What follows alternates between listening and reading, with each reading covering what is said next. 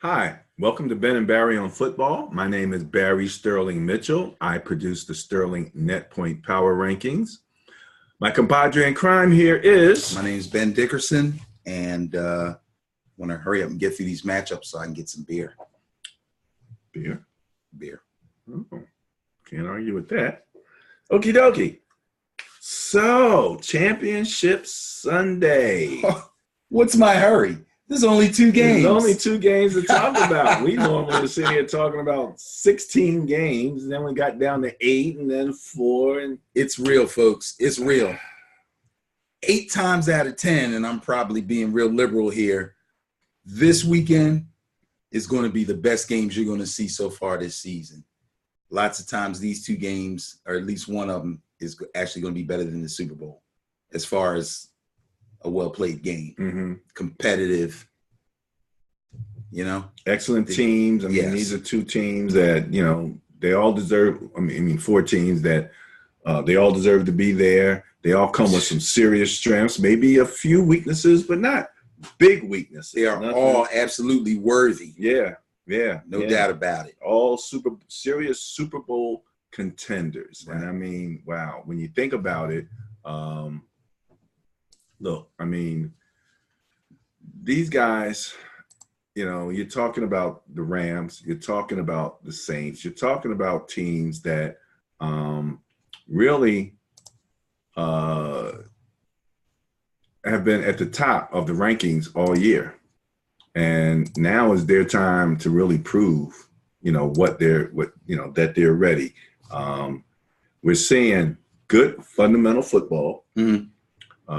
None of the more quirky offenses, no Lamar Jackson running around, no questions about, the Bears, whether Mitchell Trubisky can do this and all of that. Right. And the Magic Man, St. Nick, has been eliminated, so the Eagles, who were questionable most of the year, gone, So now you got teams that are fundamentally sound, really good coaches across the board. Yep. You have a couple matchups. You've got a balance between young quarterbacks and seasoned vets. Yes. Actually, Hall of Fame seasoned vets. No doubt, first ballot Hall of Famers. Yeah. And then some new guys that are coming along that could be in there. Yeah. Let me ask you a question. If you make MVP, you get a place in the Hall of Fame automatically. They got to put you in there if you're in there. Then they list all the MVPs at the very least. You might not be a complete Hall of Fame member. I'm sure they keep some kind of a list in there from year to year. Has stuff in the Hall of Fame because he has some real big time records. Right. So what they do is they'll take a ball or they'll take your jersey or a pair of cleats and they'll put them in a little on a shelf, and they'll have a plaque showing what you did and what it's for. Patrick Mahomes. So you're represented there. He's up there with like about 3 other quarterbacks, or maybe 2 other quarterbacks with 50 touchdowns or something like that in there. I know Brady had 50 one year when he had Randy Moss. Right. But yeah, they make a mention. I think they have a wing where they have records and important records or records that like will never be broken or something like that. So they have some kind of a plaque and some kind of article from the player themselves.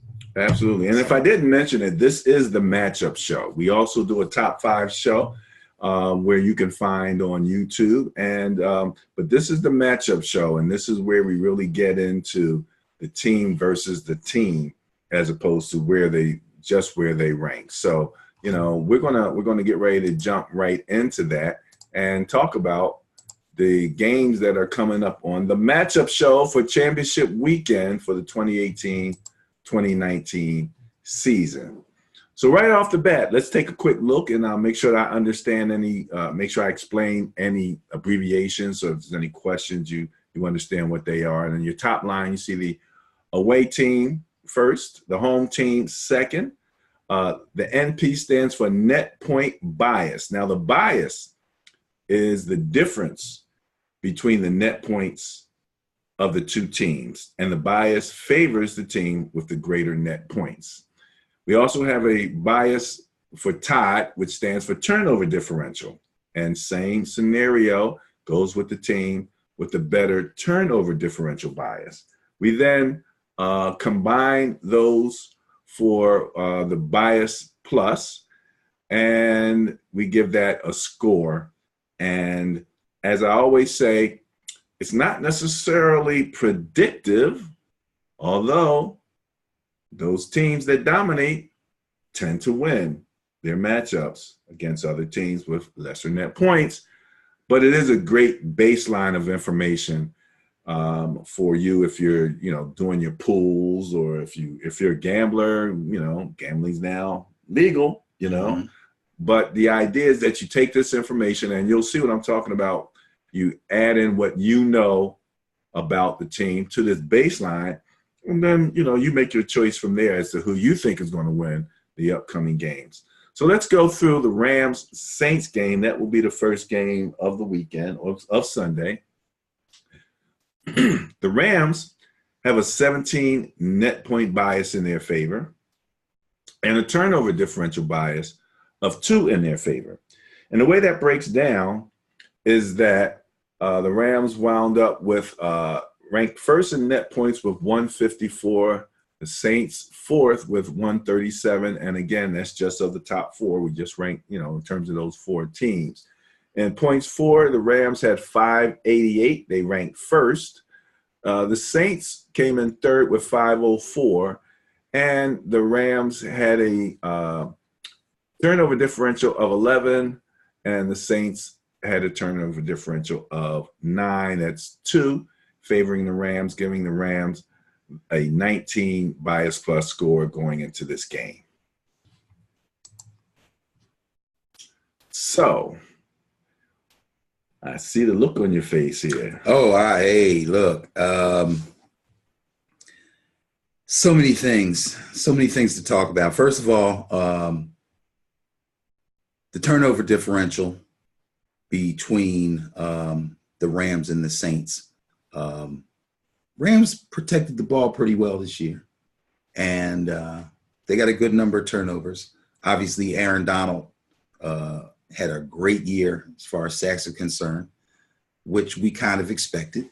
A lot of those turned into fumbles, which the Rams recovered. And the secondary hasn't been horrible. If they ever really had a major weakness over the course of the season, it was their run defense. But rushing the passer was not a problem for them, and the secondary wasn't terrible. The thing Aaron Donald, was he defensive player of the year? I believe he did win defensive player of the year. If they've given that already, if they haven't, he will. I'm sure. Yeah, they do the NFL Honors Show the night before the Super Bowl, I believe. Okay, that's a great show to watch. Always a fun show to watch. So anyway, I would say that the Rams earned their bias plus.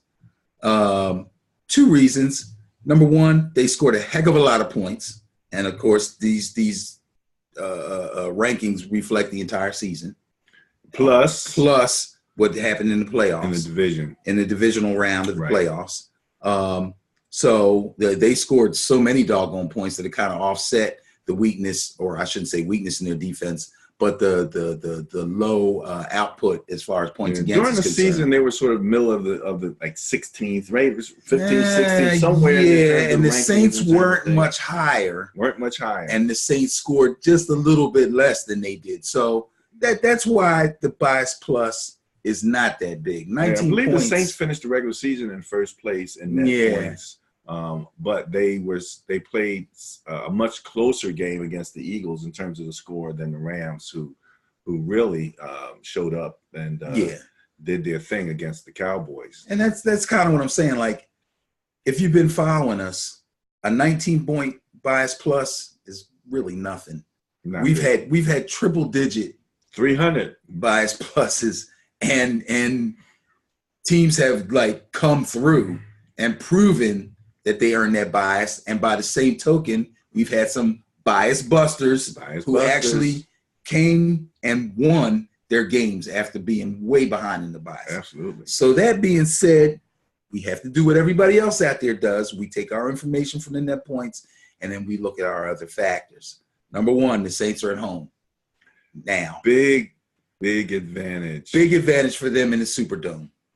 Huge advantage for them in the Superdome. I don't even understand why it's so big,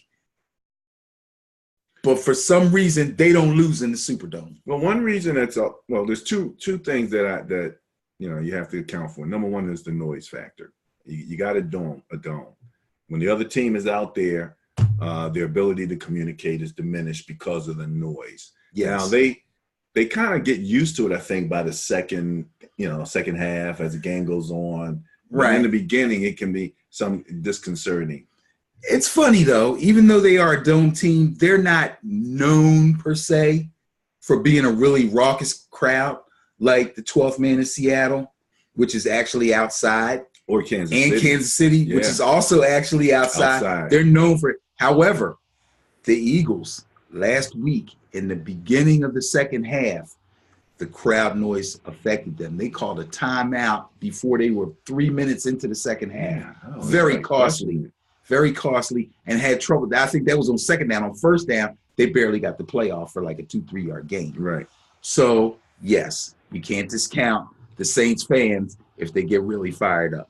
On top of that, I mean, you got an offense that can go off on you at any time, just like the Rams offense can, which means that they are built to come from behind if they have to. Yeah. And they are also built to jump when you get a big lead and make it tough on you. Now, Chris Carter mentioned something on this show about domes, and he said they tend to get hot. Yeah, because the players are going to overheat as they're running around and playing, and the temperature in the dome stays the same. There's no breeze. Higher, there's no cool breeze as well. A lot of people. You got a bunch of people in there jumping up and down. You get the players running the field. The actual natural temperature in the dome is going to go up. It goes up, yeah. So they might have the thermostat set it. I think the going temperature is 72. Is it? Which I think is kind of warm. I don't know. I've never actually heard about what temperature they set. I'm pretty sure I've heard them say they set it at 72. So it's supposed to be like a nice summer day. But when you're out there running and you're sitting in your seat jumping up and down and drinking beers, it's going to go up. You know, not that the Rams would have a problem with heat. You would think, or temperature, coming out of, L.A. Yeah, they'd be used. But because you're inside that other heat, source can't dissipate. Humidity and it's all trapped in there. Yeah. I think we're getting a little scientific for this, man. No, these are factors. This is a factor. This is a real factor. You know. All right, take notes, folks. These are real factors. And then, so personnel-wise, you've got Kamara.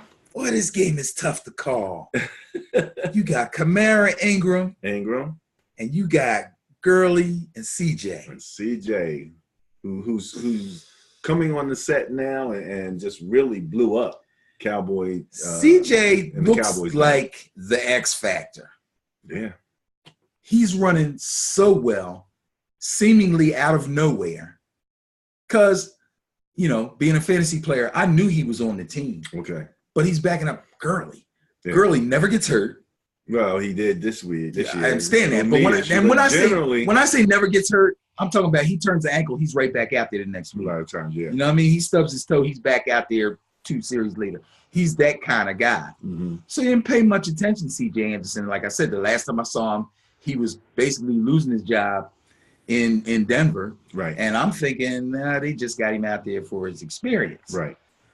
Then Gurley, they decide not to play Gurley to rest him. And they bring in C.J. And this guy is running like a rookie. Like he's running like crazy. He looks really good. He looks really fresh. And he's a load, man. Blew up the Dallas defense. Which, he's a load. The middle. Up the middle, yeah. Up the middle. Bang, bang, banging off him, spinning off of him, getting into the end. Because that one touchdown, they looked like they stopped him at about the 4-yard line, somewhere around and he there. just powered on through. He just powered through to the end zone. Yeah. So, the Rams going to the Saints having the home field advantage. I don't calculate home field advantage. A lot of times people say about 3 points they'll give to the home. Yeah, I don't like to put a point factor on it. That either. But the bias plus is going with the Rams. So, are you going with the bias? Well, I mean, since we only got 2 teams and 2 games to talk about, let's get into this now. We talked about CJ and we talked about Gurley. So, You got Ingram for the Saints, Okay. who's basically the same style of runner as C.J. Anderson, a little younger. Yes, a not real tall, very powerful runner. Does most of his damage off tackling up the middle. Yeah. Can catch the ball, but they don't throw to him a lot. He's younger. He's kind of like C.J. Light. He's kind of like C.J. used to be. Okay. As far as stature, but the running style is extremely similar. And then you got Kamara, who's really a hybrid dude. This guy hurts you all over the field. They can line him up wide. They can put him in the slot. They can put him back deep in the eye. He can get outside. He can catch the ball. He has great hands. As well as any receiver. Yes. Okay. Extremely, extremely dangerous and very hard to deal with, let alone just cover. Okay. So I'm not exactly sure who gets the advantage in the run game. So let's flip it over. Who has the better run defense? Well, again, when we look at the rankings in terms of points against and things of that nature, both teams were not at the top in terms of defense. So they were some vulnerable. And it's a little difficult because the Eagles didn't really try to pound the ball. They're once they got rid of Blunt, once Ajayi went down, and now they were dealing with Smallwood. They're dealing with Sproles, Corey Clement out with a bad knee, I do believe. And they didn't really even bring in Adams. I was surprised about that. Yeah, I was surprised about that. We questioned their decisions on running back. Yeah, but not to use him at all. Yeah, that's what I'm saying. Did he get a carry? I don't remember even seeing him. I don't remember seeing him either. And so they didn't really attempt to test their run game, their run defense. Now, we talked about the run defense of the Rams early on. We questioned whether Sue was doing his job, plugging up the middle. But he did his job against the Cowboys. They did a good job. And so I'm tending to lean toward the Rams in terms of their ability to stop the run. I mean, they still have the probably number one defensive player in the league there, Aaron Donald. Yeah. And their ends aren't bad. They brought in, some ends for the rush to help them with that. So it's a little difficult to say. It's very difficult to say. I like the Saints run defense, but I think I can't. The Rams are kind of like the Chiefs in that we always felt like they had the potential to be great up front, but they only showed us flashes. And then they thought they were going to be like, and then they practically the number one defense, right? And then they would falter in games and have to get pulled out by the offense. But then in the biggest game to date, they all showed up and played great. The Rams stopped Zeke Elliott. They stopped him. Yeah. They shut 43 points. They came as close to you can come to shutting somebody down, and they shut down the league's leading rusher. Yeah, absolutely. That's impressive. I got to give him credit for that. Now, secondary versus wideouts. Let's look at the Rams wideouts. I love them. I love them all. I even like the guy that took Cooper Kupp's place, Josh Reynolds. Okay. Not as accomplished as the other guys, obviously. Okay. But he runs decent routes, and he usually catches the ball. As a matter of fact, you forget he's there sometimes, and he gets a pass, and you're like, wait, who's that? Who's that guy? Josh Reynolds. Okay. Woods is a beast. I love Woods. Okay. I love Woods. I'm sure he had over 100 catches again this year. He's a stud as far as I'm concerned. Runs every route. Great hands. Watch out for Gerald Everett. He didn't catch any passes last week, but he's a sneaky tight end. Problem is he doesn't get a lot of targets because they have another tight end, a guy, Higbee, that he kind of splits time with. Okay, but they're both pretty good tight ends. Good size. They're young. They're red zone threats. Then, of course, Brandon Cooks. Great pickup, wasn't it? Excellent pickup. Great pickup. I mean, and you really have to wonder why the Patriots let him go? Why did the Saints let him go? He was on the Saints first. Yeah, that's right. Wouldn't it be ironic if he crazy. came in there and torched the Saints? Ooh, that would be ironic. Speaking of Saints defense, now when you're looking at their secondary, do you think they match up? How do you think they match up? I think they're going to match up pretty well. Eli Apple, former New York football Giant fan, who I really was starting to lose faith in. Yeah. And I was like, what's wrong with this guy? What's wrong with him? I thought he was going to be so much better. He went to Ohio State, snap out of it, seems to have snapped out of it. Okay. Sometimes change the scenery, bring something out of the guy. He's playing much better. Right. He's kind of starting to travel with certain receivers. And they're putting him on tough guys, and he's really getting the job done. Okay. Marshawn Lattimore, the other corner that got burnt for the touchdown in the Minnesota Miracle, 2 interceptions against the Eagles. Right. So, again, big-time players play big in big-time games, and these guys are showing through. Rams defense, same thing. Although I don't think they were tested through the air like they should have been by the Cowboys. And Cowboy fans know what I'm talking about, and you're probably still mad. But Dak didn't show up. And I don't think the receivers did show up either. I'm not going to put it all on Dak. Sometimes these dudes just ain't getting open. And again, we talked about Cowboys vanilla offense and all, so they didn't really get tested. But all that being said, you mentioned linebackers. Anything you want to say about linebackers there? Matchup?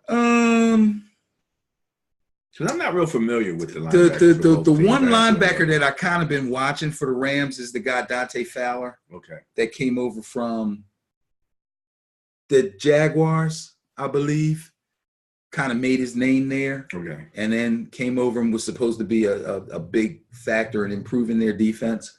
And he's played well, but I don't think he's been the kind of standout that they expected. Next year, he probably will be. But, sometimes a player, no matter how good he is, he comes to a team in like mid-season, you got to learn the playbook. You got to learn your teammates. You got to know all the defenses. And I don't think he's making the calls, but a lot goes into that. Saints, I'm not going to say they have a standout tight end, but the front seven plays well together. So linebacker? You said tight end. I meant linebacker, okay. Yes. So I'm going to lump their whole front seven together, okay, and say that they're playing extremely well together. Okay. If anything happens, this will be a high-scoring game with a lot of long balls and a lot of breakaway runs. Saints wound up second in points against out of these 4 teams. So they didn't give up a lot of points against the Eagles. I don't know how impressed I am with that. Well, the Eagles, they weren't really tested. Yeah. So in the running game, the Rams were tested and they came through. The Eagles didn't put up much of a fight trying to run the ball, so they weren't really tested. Right. And special teams, I'm not seeing a lot of big time run backs. We'll talk about the next game. It's weird. This kickoff rule is really weird. Like, I don't know if teams put the kind of time in the preseason to figure out the best way to handle this, because we've already seen a guy get cut for bringing the ball out of the end zone at a very bad time, inopportune, I'll say, time in a game, and basically cost the team the game. Right. Okay. Right. It's what was the Bears? That was the Bears, was it? I forget what team that was. No, I think it was the Cowboys. Okay. But and it's really funny because, again, new rules, new setup. Yeah. So now some teams want to just kick it into the end zone, just give up the 25, right? And then I saw during the season where teams were kicking it short and making guys return it. Right, trying to get them inside the 20. Or at least inside the 25. Yeah, as long as you anything inside the 25 is a plus, Right. We're basically defeating the rule if we can keep you anywhere inside the 25. Right. Rather than just give that to you. instead of just giving it. And that's one strategy. But I think now that they've had a season to do it, they're going to look at the numbers. All their analytic guys are going to come in. This percentage went in the end zone. This percentage didn't. This is how far we got when we tried to bring it out. Right. This is how blah, blah, blah. And they'll handle it better next year. Have you seen any tendencies between these teams in terms of do they kick it in? I think they're basically kicking in. Lutz for the Saints usually just nails it, and I think Zerline does the same thing. Okay. That's two of the better kickers right there. In fact, we got 4 top kickers here. They might not be the top 4 statistically, but these are all veteran top kickers. Saints kickers. The worst kicker is probably the Chiefs kicker, and he's pretty good. He's pretty good. Butker, he's pretty good. But Zerline is top notch, and Lutz is top notch. They miss a field goal, it's a rarity. Right. So that's kind of a wash right there. They're not going to miss extra points. Exactly. Right. Especially in the dome. I mean, you know. Yeah, there's no wind or nothing. There's no wind. You know, you just have to just screw it up if you're in the dome and you miss that kick. So there may be some long kicks in this game. This is going to be a hell of a game. And teams are going to score. This is not going to be no low-scoring game. Could come down to those kickers. It could come down to those kickers. Yeah. It absolutely could. 19. So after all of that, I'm going to revert back to my mid-season prediction and say the Saints will win this game. I've been riding the Saints as my Super Bowl team NFC team to make the Super Bowl, and I'm going to stick with them. Going against the bias plus, eh? Yes, I can't go against them, but I will go against the bias plus. It's only 19, and I think the Saints will prevail. All right. The next game is even closer. Patriots visiting the Chiefs. Patriots have a 1 net point bias in their favor, but a 4 turnover differential bias in their favor, giving them a bias plus score of 5.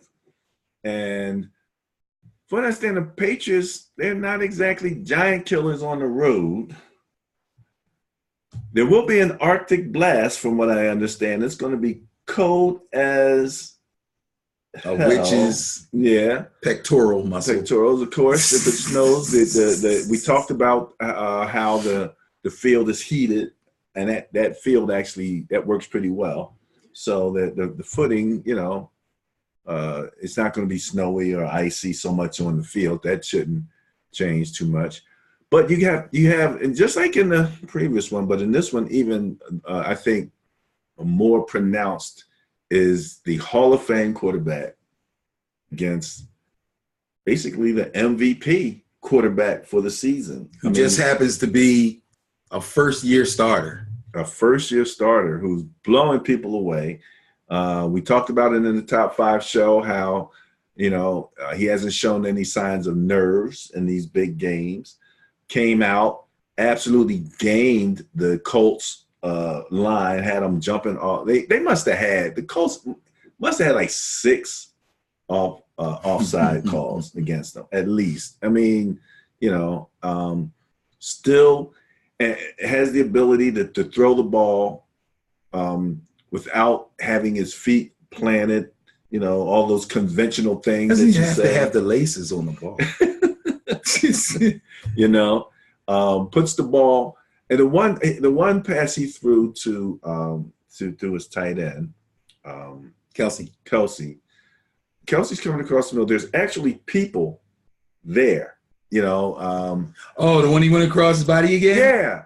And he does that once a game. Ahead of Kelsey, enough to give Kelsey time to get through the defense and catch the ball. And Kelsey said in his interview, because I was watching today, you know, it's Championship Wednesday, he said when he played with Alex Smith, he said you knew the ball was going to come out, he's going to throw it over, and it's the same type of pass. Okay, yeah. The pass was, you know. It's going to be the same type of ball. It's same type of ball. It's basically the same spirals, basically depending on how far he's thrown it, the same trajectory and all that, yes. However, he says you have to really concentrate because, number one, Patrick Mahomes doesn't give up on the play. Right. So he's going to fight to complete the play.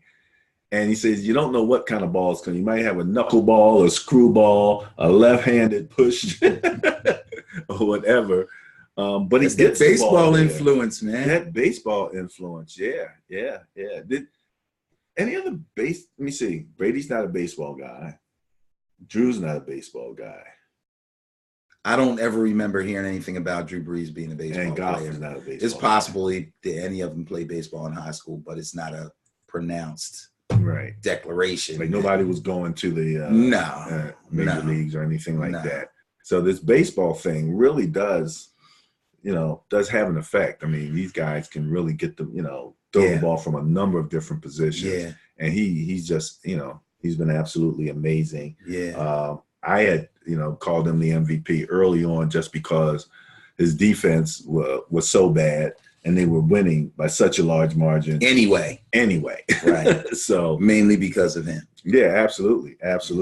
So you have this situation now where you've got who's considered, I guess, the GOAT, Tom Brady, traveling to Kansas City, a loud stadium.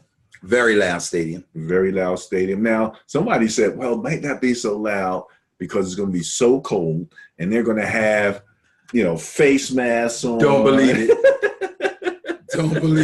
Don't buy that one, Andy. Ooh. Yeah, that's what Andy Reid said. Like, I don't think so. He said, the weather's not going to affect the fans, and the weather's not going to affect the Patriots. They just had an interview with Edelman the other day. He's like, we have an indoor facility. We've probably been in it 4 times. Yeah, they don't use it. Oh, yeah, we don't even use it. So it's raining, snowing, it's cold. We're out there. The only time they use it probably is if there's lightning. Yeah. You know what I mean? Oh, we got to take it inside. It's lightning. Other than that, they're in the elements. Now, Kansas City is coming out. They have probably you have your 2 tight ends here, Gronk and Kelsey, right? And Kelsey's probably better at this point. Right now, absolutely. Yeah. That doesn't mean Gronk can't have a good game. He's already had a bad one and one that he just wasn't really a factor. Last week, I think he caught 1 pass.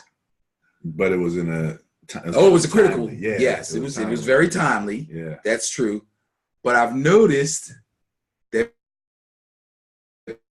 people are praising his run blocking. Oh, yeah, that's right. People forget Gronk's a good blocker. That's why he's so great overall. That's why they covet him. Okay. Because he's of all-purpose tight end. Okay. You don't have to sub him.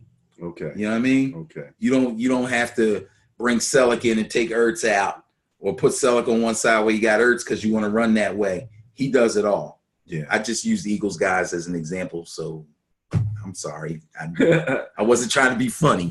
Let me just run through some of the numbers real quick to Sure. make up this differential, because what you have here, points for Patriots 477, Chiefs 585, right? Yep. Points against Patriots 325, Chiefs 434. So the Chiefs obviously give up a lot more points. That's over 100-point difference. That's who they've been all season. Turnover differential, Patriots came in first with plus 12. Chiefs came in third with plus 8. Not bad. So your net point goes with the Patriots 152, and with the Chiefs, and Patriots ranked second out of the 4. Chiefs ranked third with 151. So there's your 1 point net point bias in favor of the Patriots there. And again, home field advantage being worth whatever it's worth. This looks like a really tight game. Let's go again, looking at offense versus defense, receivers, secondary. What do you think? All right. So it's not going to be as cut and dry as it was when we were comparing the Saints and the Rams because there's something about the Patriots that defies logic. You look at the players and you go, it's not that good. And then they come out and they're stellar. They do everything they're supposed to do. They do everything right. They make stuff work. It's not all Brady. He's a big part of it, but it's not all Brady. Now, I will say this. Let's talk running games. The Chiefs have a real good running game.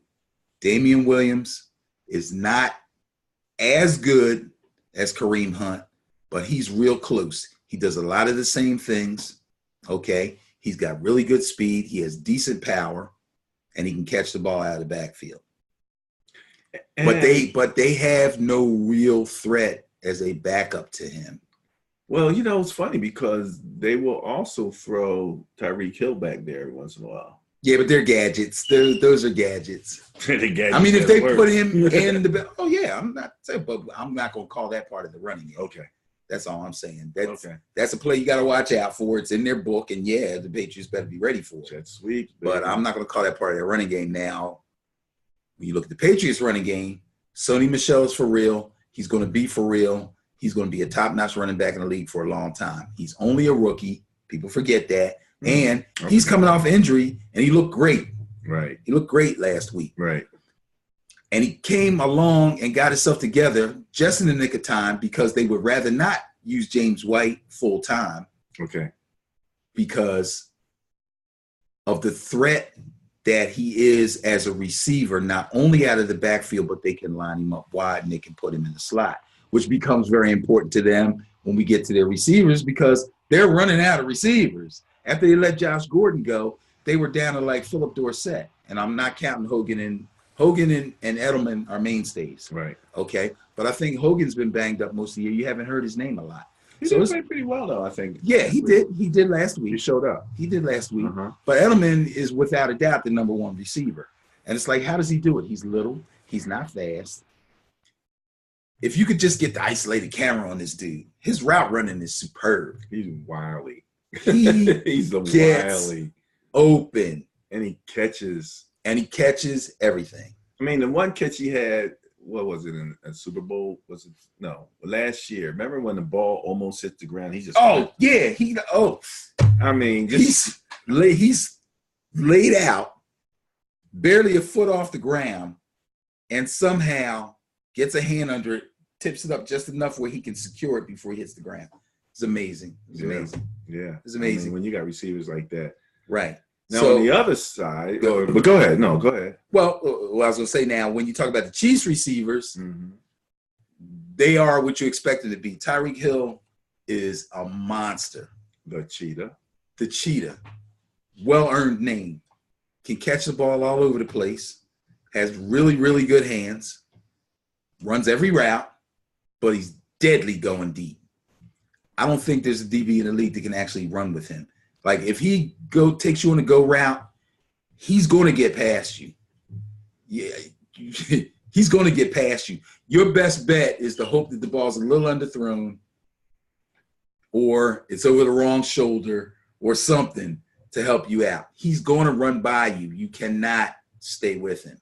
His run after the catch is probably ridiculous, too. So we don't even want to talk about that. And that's why it's important that he's able to run every route. Because if he runs a comeback on you, he runs a crossing route on you, you're cooked. He ran through the Colts defense. I mean, he ran into I watched that play so many times. Guys and ran right and just through came out the other end. And they're running too, but nobody's close enough to tackle him, and nobody can keep up. It's a lost cause. It's absolutely ridiculous. Like, you see him coming. Here he comes. I got the angle. Wait, I don't have the angle. I don't have the angle. The angle was okay, I can stop running now because he's gone. He's gone. He's gone. Now, the other wide receiver? Well, here's where they're going to need help. And it's a good thing they have Kelsey because Kelsey basically is their number 2 receiver at tight end spot. Chris Connolly is kind of that supreme, I'm going to run interference for you to get you open kind of guy. Okay. Doesn't get many targets. Sammy Watkins is coming back, but he's been injured for a while. Now, I believe he caught a couple balls last week, which was good because they're going to need him, But I'm not sure he's 100%. Okay. But they're going to lean on him a little bit. And remember, he was with the Rams last year, and it didn't work out. I don't know why. There's something about the routes they asked him to run or something about the offense. Maybe he wasn't picking up or whatever. Okay. They gave up on him. Chiefs snapped him right up, and he seemed to fit in, and then he got hurt. So the Chiefs are going to lean on Tyreek Hill and Kelsey like they always do. And the Patriots are going to lean on Edelman and James White, probably more than the other receivers. Gronk's going to be sneaky if they get in the red zone. And here we go. I mean, you want to look at defenses as compared to defenses, yeah. So, you're looking at of these teams, the worst defense, the Chiefs, but they showed up so well against the Colts and just really gave luck, just kind of shut that whole thing down. I want to feel like they turned the corner at the perfectly right time. That something went on during that bye week that they figured out, and it should carry over hopefully into this game. And the Patriots, again, when they seem to figure something out, you're not surprised because we're talking about Bill Belichick. So, and we mentioned too also, we didn't really talk much about the coaching when we talked about the Rams versus the Saints. You're absolutely right. We didn't. And we talk about Belichick and we talk about Andy Reid quite a bit.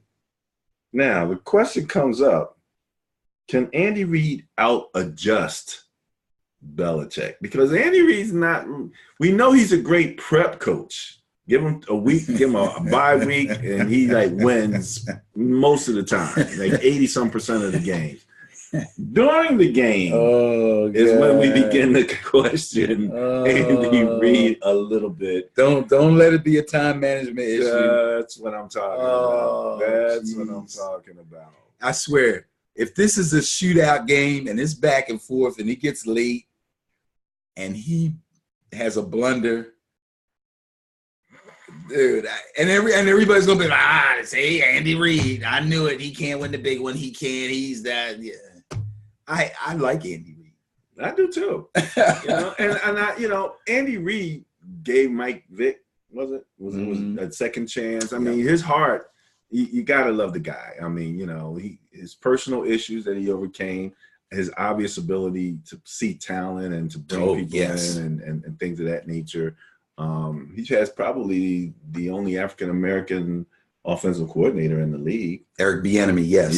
Yeah. I mean, you want to kind of root for him. I mean, we're both from Philly. Neither one of us are Eagle fans, so we don't have that attachment to him. It's just hard for him to shake that collar, though. That's going to be the question. I mean, it almost woke me up like a bad dream. It's like, oh, Andy, you're not going to do it. And on the other hand, it seems like Belichick never makes a mistake, but he does. Mm-hmm. I mean, his mistakes are more gambler mistakes. Like, I'm on my own 25. True. It's fourth down. I'm going to go for it, Yeah. And then if he gets it, and if he doesn't get it, you still can't get so mad at him because he's Belichick, Right. He must have seen something. He saw and then something. when he does get it, he's a genius. Nobody else would do that. Nobody else. So, that's a real interesting thing. But I feel like Andy has had unprecedented success with this particular team. Yeah.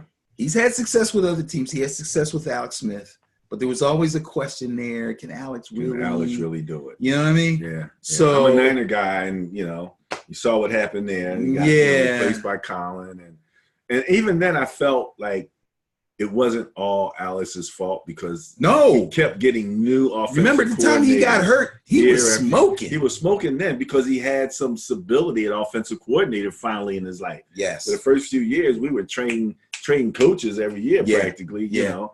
And so then when he went to Kansas City, and then he was running, you know. I mean, he was doing everything that you asked him to do. So the year he got hurt and Kaepernick took over, they went to Super Bowl, right? That's that same year. That was Alex's team, man. That was his best season ever. Yeah. And best of luck to him on getting healthy. Yeah, right. That leg is really bad. But he got past. I understand he had issues with infection. I think he's past that and all of that. So now he can deal with his rehab and all. Yeah, he can deal with his rehab. That's good. So we're hoping that Andy Reid has matured relative because he's still calling the plays, so he's running that offense. He's playing offense. He has an offensive coordinator, but he's not calling the plays. Now, when you have head coaches that call the plays during the game, but they still have offensive coordinators, those offensive coordinators do most of their work, I think, during the week in the meetings and helping put together stuff and helping break down film. And it's almost like he's an assistant head coach almost, and he's got a chart. We're talking about Bieniemy now. Okay. He's got a chart, just like Andy's got.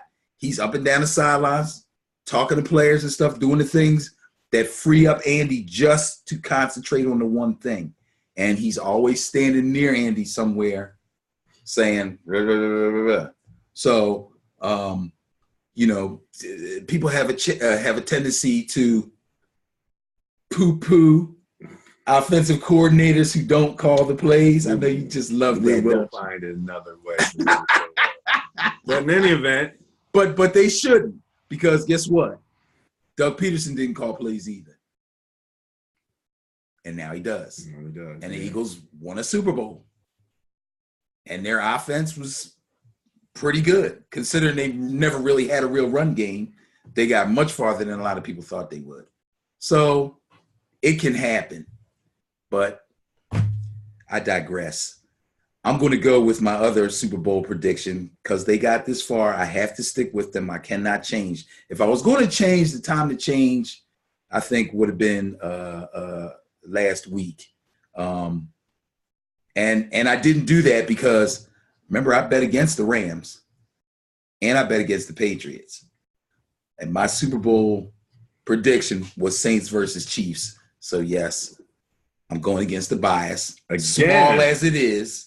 Well, it's almost inconsequential, but, yeah, I'm going against the bias. I'm taking the Chiefs. All right. So come on, Andy. Chiefs. Let's go, Andy. So you have a Super Bowl with the Chiefs and the Saints. That is correct. Patriots won't be in it based on you. According to me. According to you. And again, both teams seem to be ready to play in that Arctic weather, so the weather shouldn't be a big deal. Yeah, I don't think that'll be a big deal. Brady is playing some of his best ball right now. Classic stuff. He looked really good last week. Yeah. I mean, he looked sharp. He looked comfortable. And he's got the biggest coat on the field. We'll show that picture a little bit. Yeah, you got to show that picture. That's weird. That's weird, man. But, okay. All right. So you're going and wait a minute now. Both are visiting teams. So you're going with the away teams? No, I'm taking the home teams. Oh, I'm sorry. Both home teams. Yeah. Saints and Chiefs. Yeah. Okay, I'm sorry. Right. They earned that. Yes, which is did. and so which also proves out my early prediction that they would make it to the Super Bowl. They had the advantages. During the regular season, Chiefs were Saints, I believe, net points were 1. Chiefs were 2. As we got to the end of the season. Yeah. At the end of the season, right. If I remember correctly. I know the Rams are right there, like maybe third, but I think they were third. So right. That would actually look like it looked last year when when the Patriots and the Eagles were practically tied, if not tied, at the end of the regular season. That's correct. Yeah, I think you're right about that. Yeah, that's why we like net points, because it kind of takes you right there. All right there. So, wow. Anything you want to say relative to the game? Let's have a little fast fun right now, because I'm always picking who I think is going to win, and you don't. But I want to ask you this. If it's Saints Chiefs in the Super Bowl, give me your early prediction.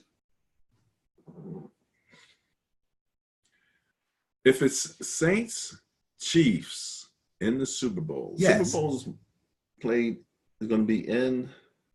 Where's that? Oh, I know where it's going to be. I just heard it. It's an outdoor stadium. It's is it Tampa? No. Nashville? We have to double check on that. Yeah, we have to check on that. Double check on that. Oh, what are you worried about that for? Who cares? If it's Saints Chiefs, who cares? Who's going to win it? I'm leaning toward the Chiefs, actually. Okay. If it's Patriots Saints, who you like? I just want to get this on tape. And this is all top of the head stuff because but it could, one of these scenarios is going to play out. Predictions. You never do. I never do. We're only going to take this one so seriously. I just want to get this on tape because one of these scenarios is going to come out. Yeah, that's true. So you're saying Patriots, Saints. If it's Patriots, Saints. I kind of like the Patriots. Patriots? Yeah. Still sticking AFC? Yeah. Okay. Yeah. How about if it's Rams, Chiefs? We've seen that. We've seen that matchup. If it's Rams, Chiefs, I kind of like the Rams. What? Yeah. Yeah, kind of like. I'm surprised. I thought you'd take Chiefs. Take the Chiefs. I kind of like the Rams. Okay. Well, that was fun. Yeah. And just put a question mark beside all of them. Yeah. No, one of those scenarios is going to come out. And if it does, if the first one doesn't come out that I picked, then I'm going to have to start all over again. And then we'll see if I agree with one of yours. Because one of them is going to happen this weekend. It's going to be so much fun. It's going to be so much fun. We're going to get together. You said you wanted to drink some beer, so we will be drinking some beer, man. Let's do it. Let's get that in. Ben and Barry on Football. You can find us on YouTube. If you just go to our website at www.benandbarryonfootball.com, on Twitter at BNB on Football, and on Facebook at BNBOF. Now, we like to share a little bit more, let you actually take a look at our social media. Let me make sure I'm in the right place here. And do we have a rant this week, Mr. Dickerson? No, I'm really consumed with trying to figure out how these games are going to go, and I really don't have anything to complain about or get on. I wish that people would stop talking about Tom Brady's demise. If it's going to happen, and it will happen, let's just let it happen. Stop trying to predict it. Leave it alone. You do better figuring out Gronk's demise because he looks like a broken down jalopy right now. But guess what? If he scores 2 touchdowns on Sunday, everybody's going to go, oh! Yeah. And that can happen. Well, like you said last week, if you give him an off season, you give him a chance to heal up. Yeah, they're all asking, oh, you think you're going to retire? Leave the guy alone. He'll be fine. He's still bigger and stronger than. Right. When he decides he's going to retire, he will retire. Just let it be. Let these things happen. You don't hear anybody asking Drew Brees when he's going to retire. He's going to turn 40 in the next couple of days. Wow. That's amazing.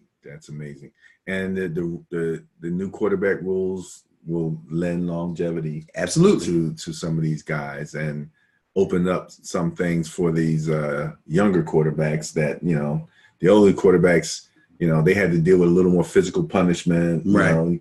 You could tackle them and actually fall on them with your full weight and all of that stuff instead of having to roll over and just so many things now in favor of the offense. They scored more points, I think, this year than almost any time in history. You got receivers just running free. You can't touch them after 5 yards.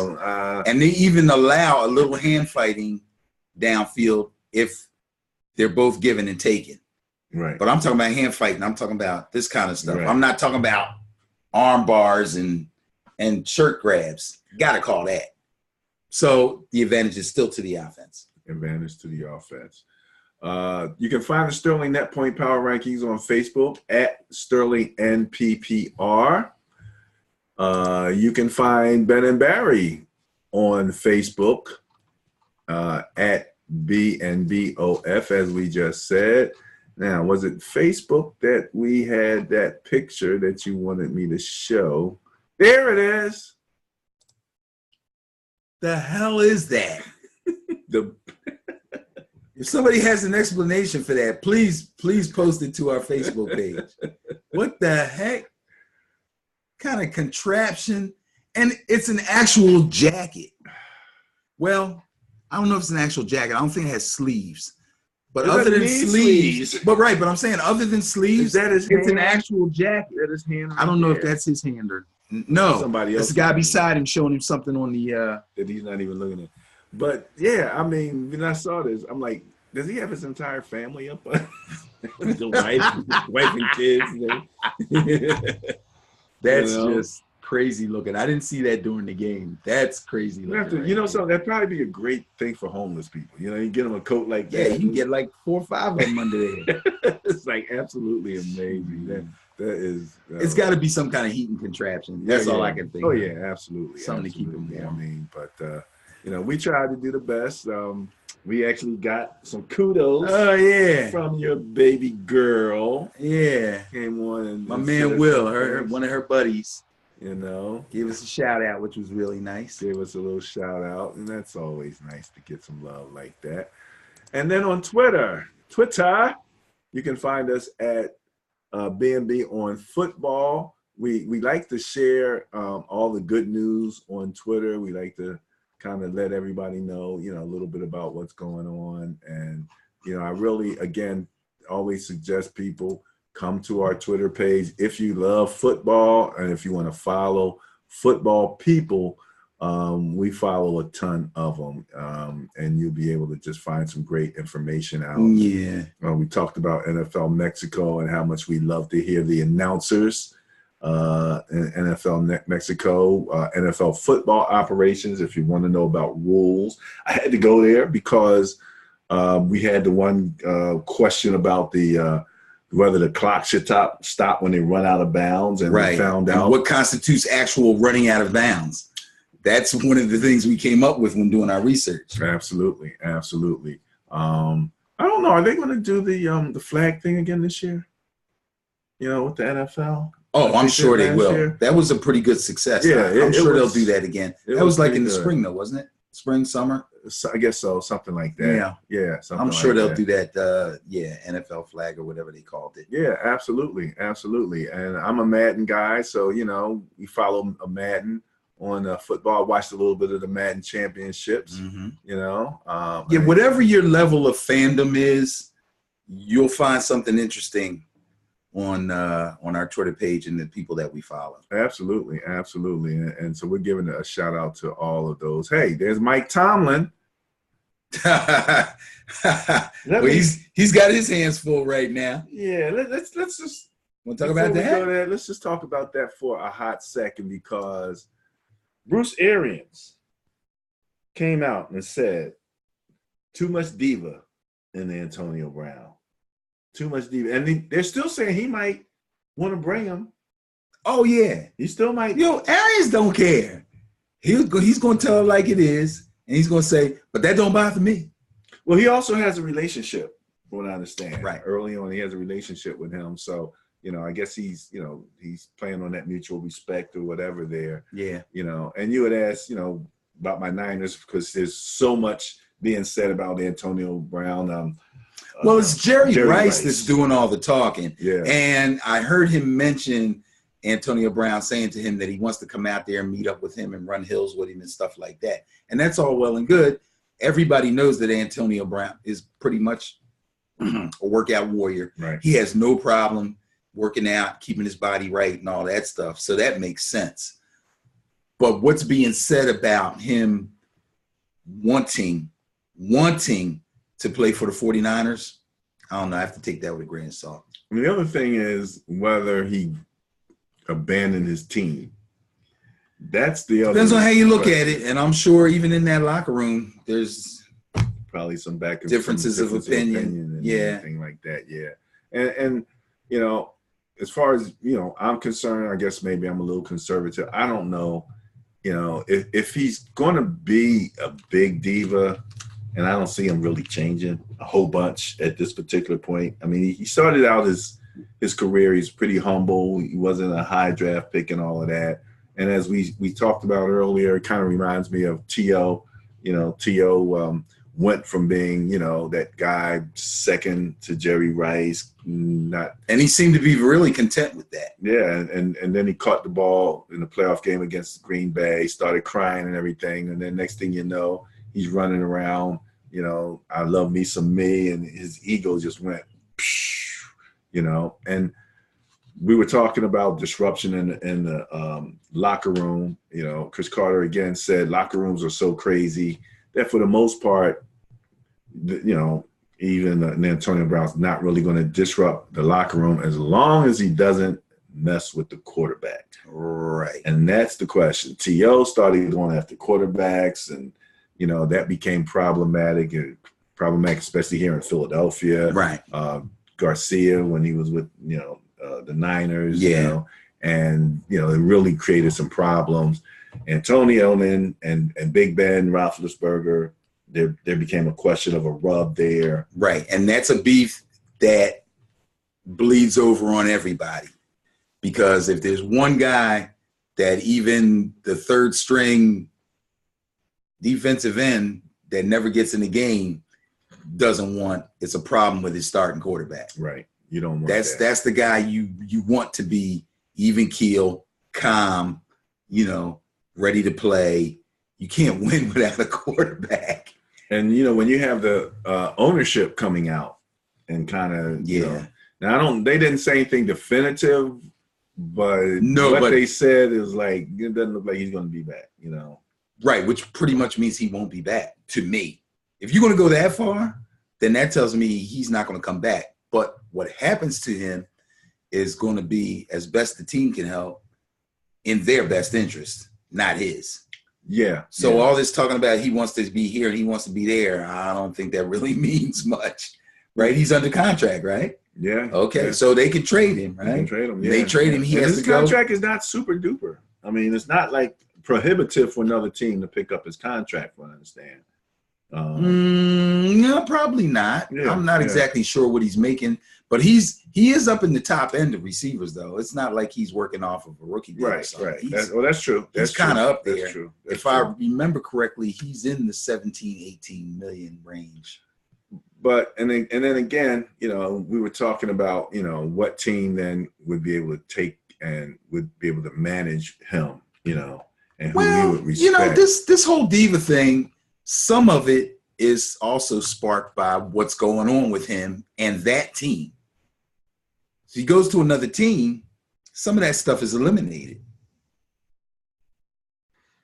Well, that might be true. I'm just saying. The other thing, though, is that we didn't think there was anything wrong with him until we heard he had an argument with Ben in practice and didn't come back. So he's been a diva, but it didn't seem to be disruptive until this recent comedy, thing. Though. It was more like fun stuff. Yeah, he was a joker. He went Facebook Live in the locker room, which really is a no-no. The coach was giving a speech, and he was like around on the other side of the lockers laughing. It was kind of juvenile, actually, but basically harmless. Well, I don't, there was other players. Le'Veon was standing right next to him laughing.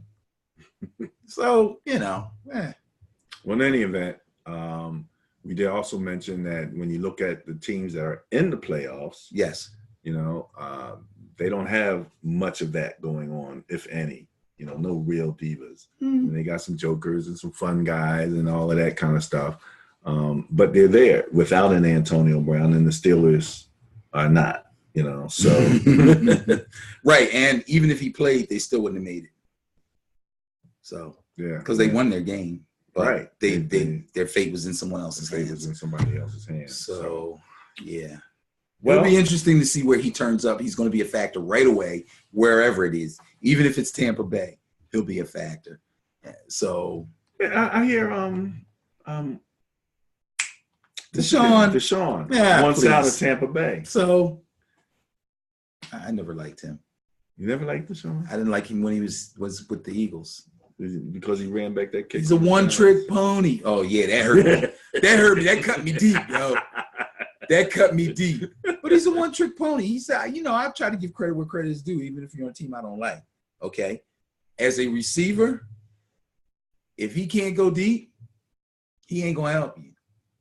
And everybody's like, oh, you need the players with the speed to take the top off the defense. So what does that really mean? Well, I like you open it up for people to run underneath and catch passes. Yeah. Okay, fine. He wants top receiver money. He acts like a star. You want to talk about a diva? That guy's a diva. He's a low-key, under-the-radar diva. He's hurt every year, but he never really looks hurt. And when he gets, he's small. And when he gets hurt, that helps him get away with it. Mm-hmm. He takes a hard hit. I'm out. What's up? Not really one of your favorite guys. No. Right? Okay. All right. So the matchup show here with Ben and Barry on football again. You can find us on Twitter. You can find us on Facebook. If you go to our website, www.benandbarryonfootball.com, you will go to our YouTube page directly. Please do. Click the notification button. Click the subscribe to the channel. We will still be sending out videos in the off season. We will? I think so. We did. Well, Cool. Last year when we were setting up, we recorded. We just didn't publish. That's true. It's not like we didn't have anything to talk about. So yeah, we'll stay with you, gang. Yeah, it's a lot of stuff happening in the off season, and so we'll stick with it. Maybe not weekly, but we'll talk about that and figure out what that's going on. So Ben and Barry on football. Any last words? Go Noles. Go Noles. Signing off.